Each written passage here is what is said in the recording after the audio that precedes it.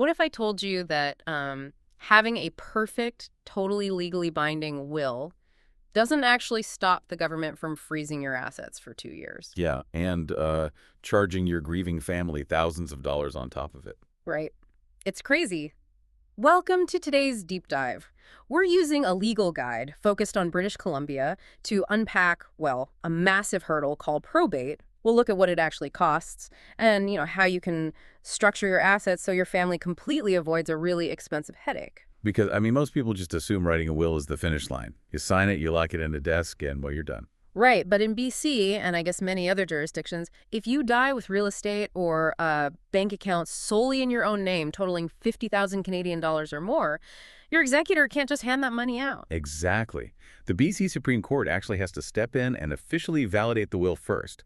And that validation process, that's what probate is. So probate is essentially like an expensive bouncer at the club of your assets. Nobody gets in until the court checks the ID, the will, and charges a hefty cover fee. And that cover fee hits hard, believe me. In BC, the court takes a 1.4% cut of the estate's value over that 50,000 mark. Oh, wow. Yeah, and then you have executor fees, which can eat up like another 5% plus legal fees. But honestly, worse than the money is the time. Right, the delays. Exactly. Your assets can be locked down for 1 to 3 years. And on top of that, your will becomes a matter of public record. That just feels like a punishment for people who actually tried to do the right thing. I mean, take a guy from our sources, Joss. He had a $500,000 estate, left it equally to his 2 kids, and had a flawless, completely clear will. Yeah, but he still had to pay the bouncer and go through probate. But wait, if Jaws did everything perfectly and had a clear will, why was he still punished with probate? Because, well, a will doesn't prevent probate. It's really all about how much you own and how you own it. Joth had that $500,000 solely in his name. Okay, got it. So even with a perfect will, the courts still had to validate it. Luckily for Jaws, though, his clear communication meant the process only took about 3 months. Okay, so 3 months is like a speed bump. But what happens if the will is poorly written? Say someone, I don't know, uses a cheap online template and writes something vague. Oh, then you get a situation like Sarah's. She left a $2 million estate, but used really imprecise language. Like, she just wrote things like, "my children," without explicitly naming them. Oh, no. Yeah, or even defining the terms.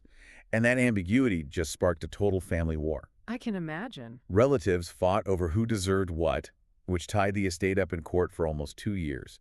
Her family got absolutely nothing during that time. While they're grieving, too. Exactly. And the legal and mediation fees just drained hundreds of thousands of dollars. It's like throwing a piece of meat into a shark tank. Yeah. Vague wording just invites chaos. So if Jaws is the speed bump and Sarah is the car crash, how do you, avoid the road altogether? Because I know the third case study, Michael, managed to bypass this entirely. He did, yeah, because Michael and his spouse set up their assets so they entirely bypassed the estate. Yeah. They used joint ownership with right of survivorship for their real estate. Which means when one passes, the property automatically transfers to the other, right? You got it. The court never even gets involved. So the ultimate trick isn't just writing a will, it's organizing the actual ownership of your stuff before you die. That is the golden rule, yeah. Yep. You can also name specific beneficiaries on things like life insurance or, Canadian investment vehicles like RRSPs. Registered retirement savings plans. Right, and TFSAs, tax-free savings accounts. Yeah. By naming a person directly on those accounts, the money literally skips the will and goes straight to them. That makes total sense. It's like a direct wire transfer versus, I don't know, mailing a check that has to be cleared by a bank manager. Exactly. But what about more complex assets? Because the guide also mentions trusts. Oh, trusts are incredibly powerful because they change the underlying legal ownership. A trust is technically a separate legal entity. So if you put your assets to a trust, you don't legally own them when you die.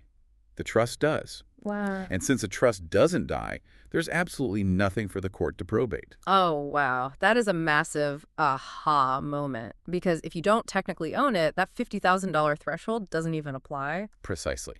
Which is why having a lawyer or notary help you structure this is so critical. I mean, a simple DIY just can't set up complex ownership strategies. Right. You also need to review these plans after major life events like getting married or buying property.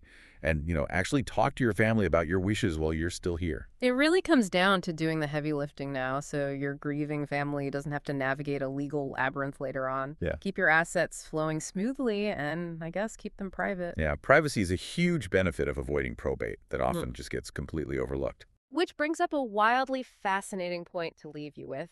Since probated wills become entirely public documents for literally anyone to read, what kind of explosive family secrets, bitter feuds, and dramatic disinheritances are just sitting in the public record right now, all because someone didn't put their assets in a private trust?